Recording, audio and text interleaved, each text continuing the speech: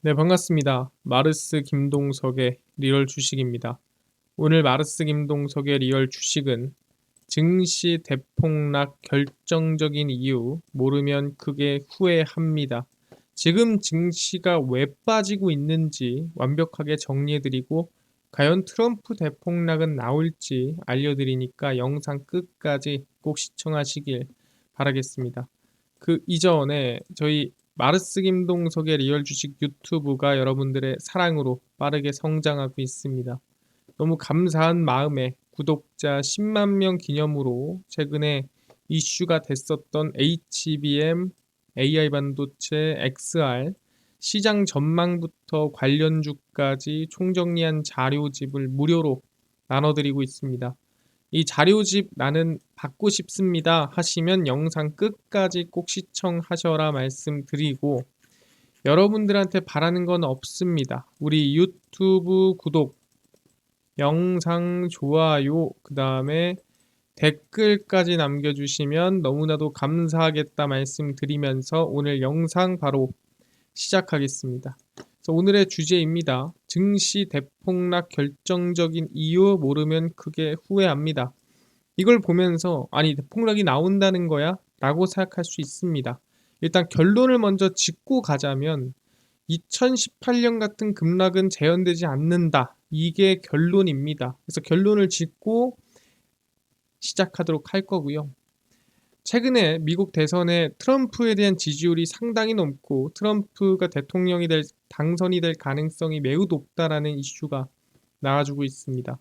11월 5일 치러지는 미국 대통령 선거가 공화당 후보인 도널드 트럼프 전 대통령과 민주당 후보를 예약한 카멀라 해리스 부통령의 대결 구도로 만들어진 상태고요. 물론 해리스 부통령이 완전히 이 후보로 확정났다라 볼 수는 없지만 현재 분위기상 이 두 명의 대결 구도로 가고 있다라 보시면 될 것 같습니다. 해리스 부통령은 대선 후보 지명에 필요한 대의원 매직 넘버, 그러니까 단순 과반인 1976명을 가볍게 넘길 상황이기 때문에 아마 후보가 되지 않겠느냐라는 전망이 나와주고 있는 거죠. 보수적인 백인 남성과 진보적인 흑인 여성 간의 첫 대결이라는 점도 민주공화 양 진영의 첨예한 대립이 진행이 됩니다. 상당히 어떻게 보면 자극적인 대립이라고 볼 수가 있는 상황이고요. 트럼프는 관세 인상을 통한 보호주의 무역 강화와 화석에너지 시추 재개 등 예정입니다. 그러니까 사실 이 트럼프의 정책을 2018년 증시를 본 사람들은 좀 걱정을 한다라는 거죠. 어떤 걱정을 하느냐라고 물어본다 한다면 2018년 트럼프 정권의 대폭락을 걱정을 하는 거죠. 그때처럼 또 하락하면 어떡하지라는 걱정인데 사실 그 당시에 얼마나 빠졌느냐 이때입니다. 코스피 200 기준이 있고요. 실제 2017년도 11월 고점을 기준으로 해서 쭉 하락세가 1년 동안 나왔습니다. 그래서 2018년 내내 하락을 해서 2019년에 저점을 찍었고요. 그 당시에 지수의 하락은 마이너스 24%의 폭락이 나왔다라고 보시면 될 것 같습니다. 정말 엄청나게 크게 빠졌다라고 볼 수 있는 상황이고 미국 증시도 20% 가까이 하락을 나왔습니다. 그래서 국내 증시뿐만 아니라 미국 증시도 같이 하락이 나온 상태였는데 아니 이렇게까지 하락한 이유가 있느냐, 왜 이렇게까지 빠졌느냐라고 물어볼 수도 있고 궁금할 수도 있어요. 그래서 이거에 대해서 제가 정리를 해드릴게요. 왜 2018년에 빠졌고 트럼프 때문인가? 그럼 이번 2025년도, 6년도에도 폭락할 가능성이 있는가에 대한 정리를 해드릴 상황이고요. 일단 제일 중요한 거는 2018년도에 폭락한 이유 두 가지입니다. 첫 번째는 뭐냐라고 한다면은 바로 미중 무역 전쟁이죠. 2018년도에 지금 이 보호 무역 그리고 관세 인상이 이뤄졌습니다. 2017년 8월 14일 중국의 지식재산권 침해와 기술 강제 이전 요구 등 부당한 관행을 조사토록 하는 행정명령에 그 당시 이 트럼프 대통령이 서명을 했습니다. 그리고 2018년 3월 23일 트럼프 대통령은 연간 500억 달러 규모의 중국 수입품에 25%의 고율관세 부과를 허용하는 행정명령에도 서명을 했습니다. 그래서 이렇게 되면서 미중 무역 전쟁이 시작이 된 거죠. 실제 미국이 관세를 높인 겁니다. 왜? 중국이 수익을 보는 게 안 됐고 중국이 좀 더 싸게 미국 시장을 어지럽히는 게 안 됐고 그렇기 때문에 관세를 높여버린 거죠. 그리고 7월 8일 미국은 중국 상품 818개 품목에 25%의 관세를 부과했고 액수로는 340억 달러 규모였습니다. 그래서 이 미국에서 중국의 관세를 25%를 매기기 시작한 시기가 2018년도 초부터라는 거죠. 중국도 미국의 관세 부과 즉시 동일 액수의 농산물과 자동차 등 545개 품목의 관세를 부과하며 맞대응했습니다. 그래서 미국이 먼저 관세를 올리니까 야 우리도 할 거야 하면서 중국도 관세를 부과했다라는 거죠. 알겠습니다. 그리고 어떻게 됐냐? 미국이 7월 10일 별도로 2천억 달러, 방금 전에 뭐 340억 달러, 500억 달러였는데 2천억 달러 규모의 중국 수입품에 10%의 관세를 부과하는 재보복 조치, 보복의 보복을 다시 진행을 했고요. 8월에는 양국이 모두 160억 달러 규모의 추가 관세를 부과했고 9월에는 미국이 2천억 달러 규모의 중국 상품에 10% 관세를 부과했습니다. 그리고 또 중국이 계속 주고받고 하는 상황이 연출이 된 거죠. 미국에서 올리면 중국에서 올리고 중국에서 올리면 미국에서 올리고 하는 상황이 계속 만들어졌다라고 보시면 될 것 같습니다. 그래서 고율 관세 부과로 시작된 무역 전쟁은 이후 미국의 화웨이 제재 조치와 중국의 히토류 수출 제한 시사 등으로 기술 분야까지 확대됐습니다. 이때 서로 관세를 부과하냐 안 하냐 하다가 화웨이 반도체부터 시작해서 화웨이 대중 수출 제재 그리고 중국에서는 야 히토류나 수출 안 해 하면서 싸움이 더 추가적으로 진행이 됐다라는 거죠. 그래서 환율 전쟁으로 번진 양국 무역 전쟁은 2019년 10월 무역 협상에서 양국이 부분적 합의를 이룸으로써 휴전 상태로 들어갔습니다. 그래서 완전히 화해한 건 아니고 적당히 화해하고 끝났다라는 거죠. 그래서 미중 무역 전쟁이 대략 2017년도부터 시작해서 18년, 2019년도에 마무리가 지어졌다라고 보시면 될 것 같습니다. 그러다 보니까 아까 전에 국내 증시가 급락할 때 미중 무역 전쟁이 진행이 됐고 미중 무역 전쟁 때문에 국내 증시가 크게 하락한 거 아니냐라는 생각을 하는 거죠. 근데 사실 영향이 당연히 있겠죠. 왜 영향이 있느냐라고 한다면 미중 무역 전쟁에 대한 한국 영향입니다. 그 당시에 한국은 기술 선진국으로 전자제품, 자동차, 철강, 선박 등 주요 수출 품목이 무역 전쟁으로 인해 직접적인 위협을 받았습니다. 왜 위협을 받았느냐? 한국은 중국과 무역 의존도가 상당히 높았죠. 2018년도까지만 하더라도 특히 부품과 중간재로 그러니까 이제 완제품 만들기 직전의 상태인 경제 블록이 연결되어 있어 상당 부분 영향을 받았습니다. 그러니까 중국에다가 팔아서 만드는데 중국이 수출을 못하니 생산량이 줄고 생산량이 줄니 중간재에 대한 수출이 줄어드는 거죠. 그래서 국내 시장도 영향을 받았다라는 거고 중국 컴퓨터와 전자제품을 겨냥한 미국의 관세가 중국뿐만 아니라 그 중국에 수출하는 다른 아시아 국가의 다국적 기업의 위험 요소가 됐고 그 당시에 하락이나 급락세가 이어졌다라고 볼 수가 있는 거죠. 중국 수출에 의존을 많이 했던 대한민국은 2018년 미중 무역 전쟁 타격을 입었습니다. 아 그렇구나. 지금은 뭐 다릅니까? 2018년도에 타격을 입었다 하는데 지금은 타격 안 입을까요? 라고 물어보는데 확인을 해보겠습니다. 현재 2024년 한국 중국 수출입니다. 국내 10대 기업, 여기 뭐 현대차부터 시작해서 다 들어가겠죠. 중국 매출액이 5년 새 절반 가까이 감소했다라는 거죠. 언제? 2018년도에 두드려 맞고 5년이 지나니까 그 당시의 생각 때문에 중국에 대한 어떻게 보면 수출이 줄었다라는 거예요. 국내 10대 기업의 중국 매출은 2018년도 56조 8,503억 원에서 지난해 2023년도에는 33조 4,640억 원으로 5년 만에 41% 감소했고 올해까지 합치면 한 절반 정도 감소했다. 그러니까 매출액이 아예 절반으로 줄었다는 거죠. 그렇다고 기업의 성장이 준 건 아닙니다. 뭐다? 그냥 중국의 의존도가 절반으로 줄었다고 보시면 될 것 같고요. 10대 기업의 미주 지역 매출액 비중은 지난해 31.7%로 5년간 3.7% 증가했습니다. 그래서 오히려 미국에 대한 수출이나 미국 매출액은 늘었다라고 볼 수 있는 겁니다. 근데 사실 미국의 매출이 엄청나게 점유율을 키우기 쉽지 않기 때문에 엄청 큰 폭으로 증가하진 않았지만 중요한 건 뭐예요? 중국에서의 매출이 절반 이하로 줄었다. 이게 상당히 중요한 거죠. 중국의 의존도가 정말 많이 떨어졌다는 겁니다. 중국 매출 감소는 중국의 경기 둔화에 따른 소비 위축, 미중 갈등 장기화, 그다음에 중국 기업의 자국 시장 점유율 확대 등이 원인입니다. 이유가 어찌됐든 중국에 의존하는 수치가 절반 이하로 줄었다라는 것은 상당히 긍정적인 요소고 그 뜻은 2018년도만큼 미중 무역 전쟁이 발생해도 그때만큼 피해가 입지 않고 적어도 그 피해의 절반 또는 그 반의 반밖에 안 된다라는 거죠. 왜?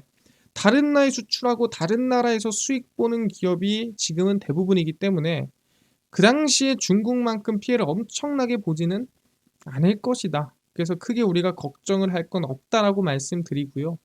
알겠습니다. 그러면은 오케이. 미중무역전쟁처럼 관세를 올리고 보호무역을 하는 것 자체가 우리한테 큰 문제가 되진 않을 것 같네. 그럼 두 번째였습니다. 그 당시에 왜 급락이 나왔냐? 양적 긴축이었습니다. 양적 긴축이 뭡니까? 양적 완화의 반대말이죠. 양적 완화는 돈을 푸는 겁니다. 양적 긴축은 뭐예요? 푼 돈을 다시 땡기는 겁니다. 경제가 안 좋으면 돈을 풀고요. 경제가 너무 활황되면은 다시 돈을 끌어당기고요. 안 좋으면은 풀고 땡기고를 반복하는 거죠. 그래서 우리는 보다 경기 순환 곡선이라는 게 만들어지게 되는 거죠. 경기가 올랐다가 내렸다가 적당한 수준 안에서 경기가 상승과 하락을 반복하는 겁니다. 그럼 양적 긴축이 언제 일어났는데요? 라고 물어보면은 자, 이거를 보면 알 수가 있습니다. 이 붉은색 선은 미국의 S&P 500이기 때문에 양적 완화 긴축에 따라 증시가 어떻게 움직였나를 볼 수 있고요. 파란색은 유동성 지표입니다. 유동성 지표라는 거는 돈이 늘고 줄고를 확인할 수 있는 지표입니다. 그래서 이 파란색을 보면은 과거 2007년, 2008년도에 모기지 사태가 일어났고요. 그 당시에 모기지 사태, 리먼 브라더스 사태로 리먼 브라더스가 파산했죠. 그러면서 경제 위기가 왔고 그 당시에 무제한 어떤 양적 완화를 진행을 합니다. 그래서 2007년, 8년에 양적 완화가 진행이 되면서 돈이 엄청나게 늘어나는 것을 확인할 수가 있습니다. 돈이 쭉 늘어나죠. 늘어나고 언제 2014년도까지 양적 완화를 진행을 합니다. 그래서 돈이 쭉 늘어나요. 근데 양적 완화를 2014년까지 진행을 하고 여기서부터 끝내는 게 아니라 돈이 풀어놓은 거를 그대로 유지를 시킵니다. 그래서 계속 유지가 돼요. 돈이 풀어놓은 게 유지가 되고요. 그러다가 언제 경제가 이제 좀 많이 살아난 것 같은데 싶어서 2017년도 말에 뭘 진행하냐?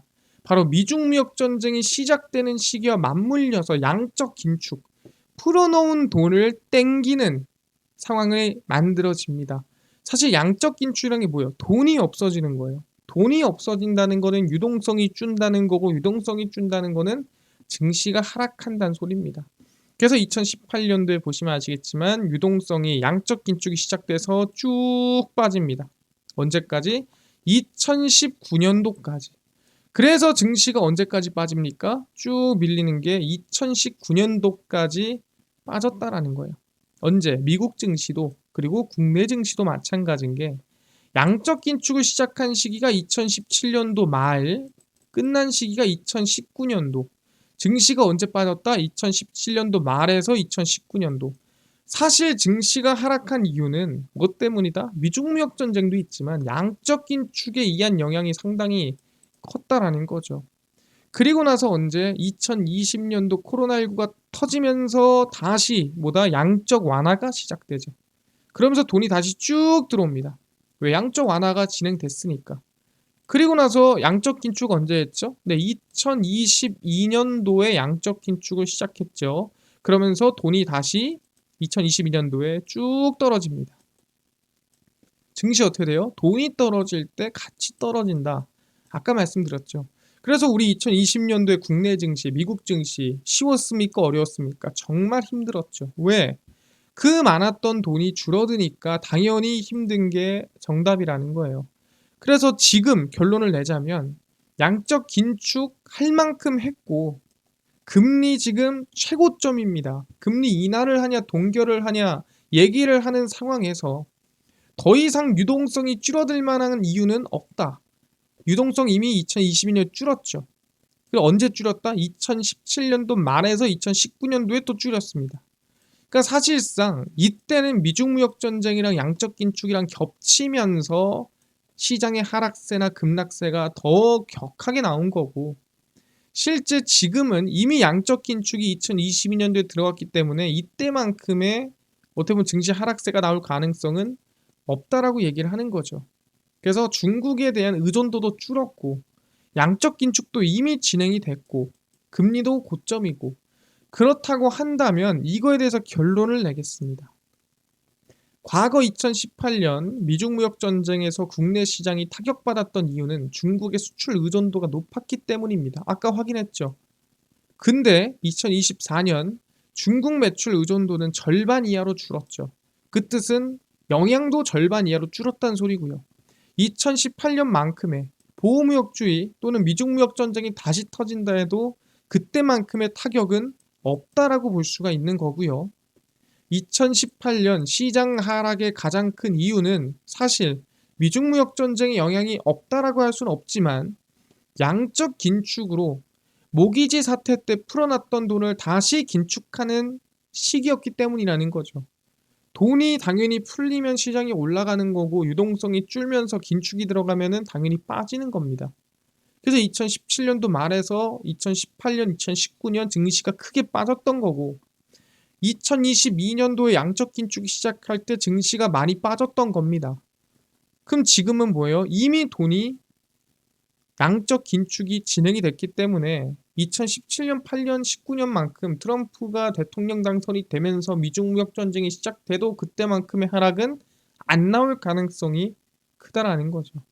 그래서 2024년은 이미 금리는 고점이고 양적 긴축도 어느 정도 진행된 상태이기 때문에 트럼프 대폭락 위기는 없다고 판단합니다. 그래서 전 여러분들한테 말씀드리는 게 그냥 전략이나 생각을 하는 게 아니라 사실 나온 결과 또는 그냥 우리가 볼 수 있는 수치만 확인했을 때는 2018년도 같은 위기는 없을 거다라고 말씀을 드리겠습니다. 그러니까 너무 걱정하지 마라.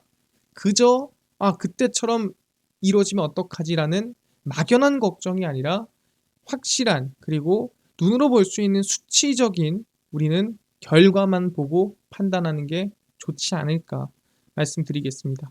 알겠습니다. 그럼 지금 얘기를 한 걸 보면은 엄청나게 우리가 걱정을 안 해도 되지 않을까.